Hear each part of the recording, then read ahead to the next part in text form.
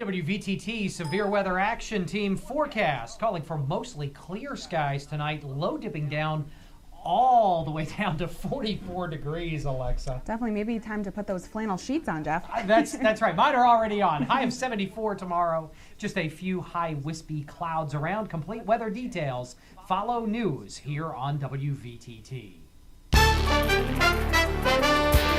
WVTT's World News Roundup. The European crisis is a story told mostly in numbers, rising debt and falling revenue, soaring unemployment and sinking output. But behind the statistics are the human stories of hardship, which for some people are simply too great to cope with. As CNN's Ben Wiedemann reports from Italy.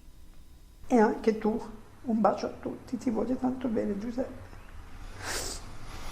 Tiziana reads aloud the final lines of the last note written by her husband of 27 years, Giuseppe.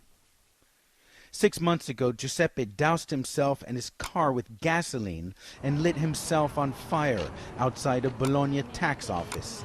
He died 9 days later. Ho trovato uno scontrino. Lui aveva comprato il giorno del mio compleanno. E questa è una cosa che mi fa malissimo. I found a receipt among his things, Tiziana recalls. He had bought on my birthday, and this is what really hurts. He bought 2 15-liter jerry cans and a funnel, 30 liters of gasoline. Di benzina, più quella che c'era nella macchina. Giuseppe, a bricklayer, committed suicide when he was unable to pay a tax bill. Perhaps out of pride, perhaps shame, he never mentioned anything to his wife. Era una brava persona, capito? E non gli è stata data la possibilità di riscattarsi. He was a good person, she says. He wasn't given the chance to redeem himself because that's what he wanted to do. If Giuseppe had had the chance, he would have paid his debt. Non come avevano chiesto loro. For decades, it was common for Italians to avoid paying their full taxes, but with the financial crisis, tax collection has become more aggressive. Mounting tax troubles and financial hardship have driven some to take their lives. Although statistics are hard to come by, one Italian small business association claims suicides related to economic hardship are twice what they were 10 years ago. Every day, Italian newspapers are full of stories about the spread, interest rates, stock markets. But oftentimes forgotten in the story are people like Giuseppe Campagnello, an ordinary person who cracked under extraordinary circumstances. Another was 59-year-old Rome businessman Mario Frasacco, who shot himself in the chest last April. His daughter, Giorgia, worked with him and knew he was having financial difficulties, but hadn't the slightest hint he was contemplating suicide. Il giorno prima che si uccidesse l'ho salutato, come tutte le volte prima di andare a casa. The day before he killed himself, she recalls, I said goodbye to him as I always did before going home. He was smiling, joking. I never read in his eyes any discomfort that would lead to this. After 5 months, I can't find a justification for what he did. The factory, which produced aluminum fittings, is padlocked, its 10 workers now unemployed. Giorgia blames a government determined to maximize revenues and cut spending, regardless of the human cost. Il governo ormai è come se fosse un extraterrestre. It's as if this government is an extraterrestrial, she says.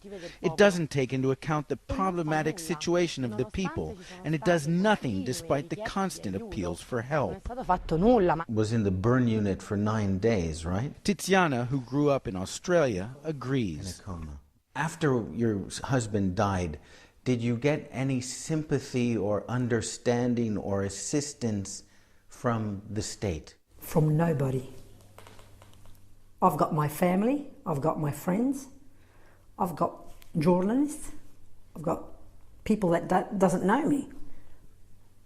From these people, they understand what I'm come si dice, quello che sto passando. Going through. But the government, le istituzioni, nobody. They don't care about us. They don't care about us. You were sleeping so But well. when her anger rises, she switches back into Italian. Chi mi prende a 48 anni, quasi 49? Chi? Who will hire me at 48 years old, nearly 49? Who, she demands. Where can I go? Should I become a prostitute? Because that's where they're taking us to. Or should I commit suicide and just get out of the way and be one less problem for the government?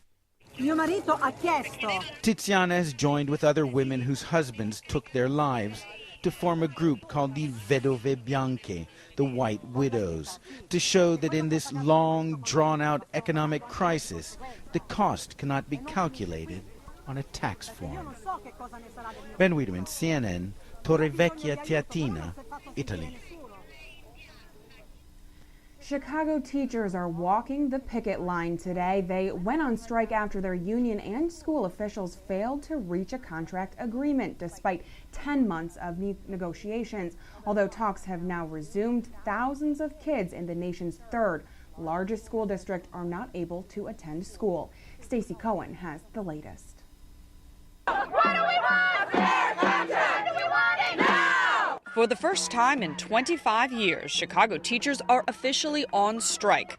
Almost 30,000 teachers and staff walked out, leaving nearly 400,000 school children shut out of their classrooms. We suffer through poverty, we suffer through gang violence, everything.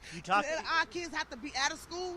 That's the only safe haven they really have right now. Charter schools remain open, and the school district opened 144 of its schools for part of the day to provide food and supervision for kids in need.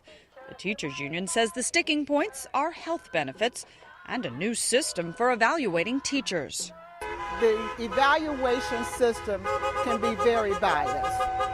It can be very biased to older teachers. It can be very biased to inexperienced teachers. The union says as many as 6,000 teachers could lose their jobs due to the new evaluations. Chicago Mayor Rahm Emanuel says the system was designed by teachers. I'm more optimistic that the teachers will pass. I have a bigger confidence in the quality of our teachers than they do. The school district is offering raises of 16% over 4 years and says it has no more money to offer. This parent sides with the teachers. These teachers is working their butts off. It's 50, 60 students to one teacher. How can you teach a class if it's 50, 60 students to one teacher? For now, it's 0 kids in the classroom until both sides come to an agreement. I'm Stacey Cohen reporting.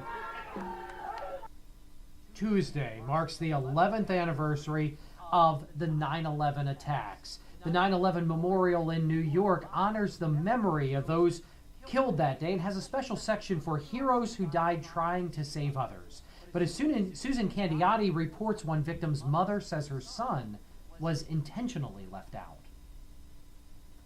When 9/11 terrorists attacked the World Trade Center, firefighters and police were quick to respond. So was Mohammed Hamdani, a 23-year-old certified EMT who had worked as a police cadet.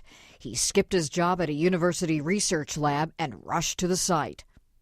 He was a prime example of what it is to be a human being, and he went there to save humanity. And sacrificed his own life in the process.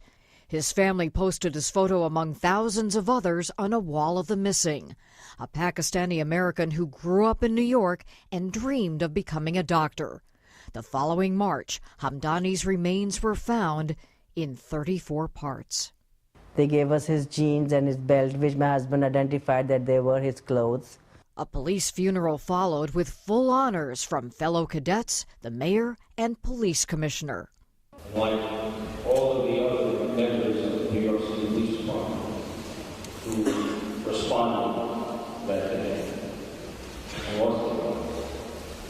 he was indeed a hero. The fact that it was acknowledged in a very highly honorable fashion was gratifying. I was very satisfied at that moment. And that was given in honor to me on the first anniversary, honoring Salman as an NYPD cadet. An NYPD badge that reads cadet.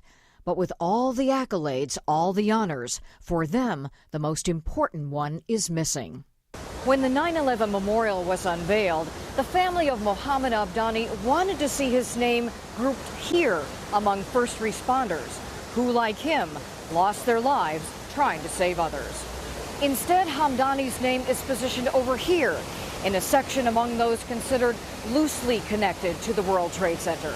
Hamdani's mother is convinced his Muslim religion has set him apart.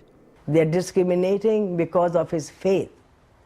And that is not right. She points to this flyer that circulated days after 9/11, sent to ambulance dispatchers, among others. It has Hamdani's police cadet photo and reads, "Has ID, wanted." The NYPD disavows any knowledge of it and says Hamdani is a hero.